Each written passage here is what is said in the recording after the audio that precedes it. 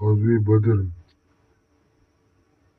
یہ دراصل کوئی معروف غزوہ نہیں ہے، کیونکہ غزوے وہ جنگیں تھے جن میں خود رسول اللہ صلی اللہ علیہ وآلہ وسلم شریک ہوئے۔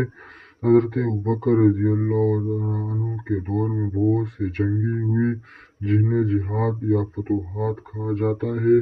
کربلا کا سچ، اس سے مراد واقعہ کربلا ہے جو 10 محرم 61 ہجری کو پیش آیا، جب حضرت امام حسن رضی اللہ تعالیٰ عنہ اور ان کے ساتھی کو یزید کی فوج نے شہید کیا۔ میں دونوں موضوعات کو اردو میں واضح انداز بیان کر رہا ہوں۔ حضرت ابوبکر رضی اللہ تعالیٰ عنہ کے دور کی حضرت ابوبکر رضی اللہ تعالیٰ عنہ جب خلیفہ بنے تو بہت سے قبائل دینے